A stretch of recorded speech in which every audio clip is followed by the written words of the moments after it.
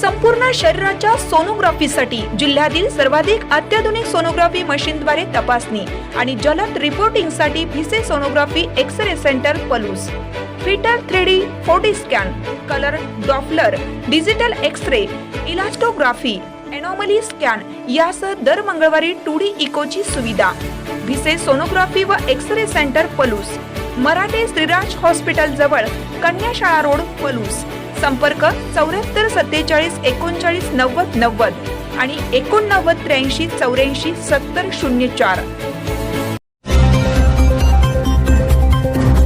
उच्च न्यायालयाचा राज्य सरकारला दणका, एक रकमी FRP मिळणार, शेतकऱ्यांचा ऐतिहासिक विजय. माजी खासदार राजू शेट्टी.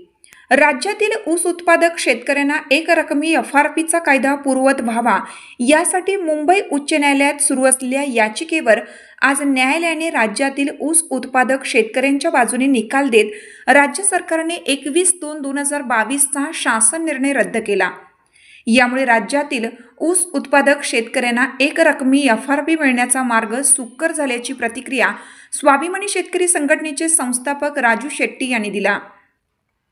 3 वर्षापासून सुरू असलेल्या या न्यायालयीन लढाईमध्ये केंद्र सरकारने केलेल्या कायद्यामध्ये राज्य सरकारला अधिकार नसताना बेकायदेशीररित्या एक रकमी FRPमध्ये मोडतोड करण्यात आली होती. याचाच फायदा घेत राज्यातील साखर कारखानदार 10.25% FRP बेस पकडून 3 टप्प्यात FRP देत होते.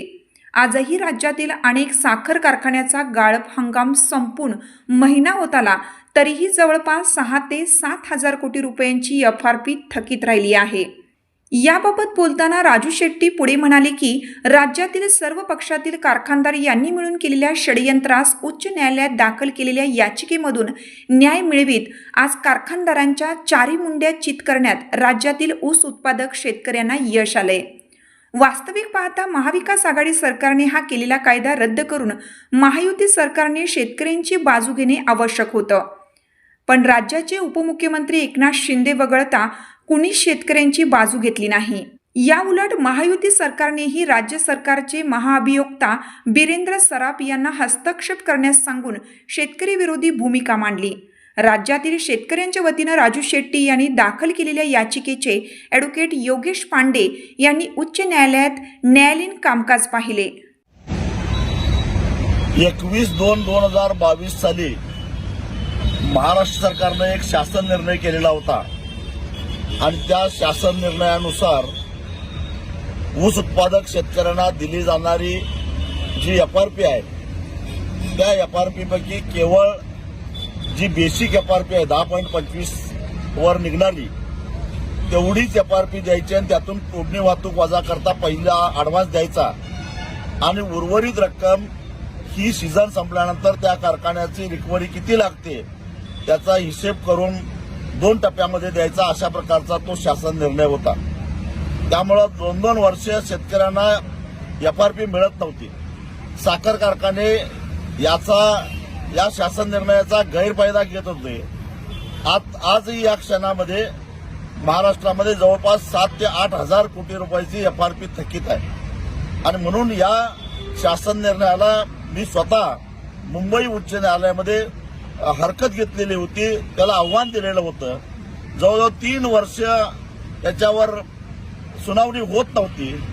अखेर मला सुप्रीम कोर्टाकडे तक्रार करावी लागली आणि त्यानंतर गेल्या महिन्याभरामध्ये सातत्यानं अनेक सुनावण्या झाल्या आणि आज शेतकऱ्यांचा विजय झालेला आहे.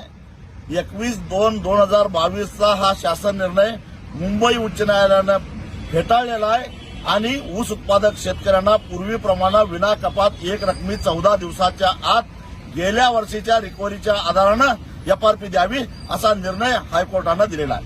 हा किती मोठा दिलासा आहे? हा फार मोठा दिलासा. गेल्या अनेक वर्षापासून ही पद्धत महाराष्ट्रामध्ये चालू होती पण मध्येच उद्धव ठाकरे यांच्या नेतृत्वाखालचं महाविकास आघाडीचं सरकार असताना याच्यामध्ये बदल केला गेला आणि तुकड्या तुकड्यानं शेतकऱ्याला FRP द्यायचा अशा प्रकारचा हा बदल होता. कारखानदारांच्या दबावाला बळी पडून महाराष्ट्र सरकारनं हा निर्णय घेतलेला होता. परंतु पुन्हा एकदा न्यायालयामध्ये जाऊन आम्ही या सगळ्या साखर कारखानदारांना चारी मुंड्या चित केलेला आहे.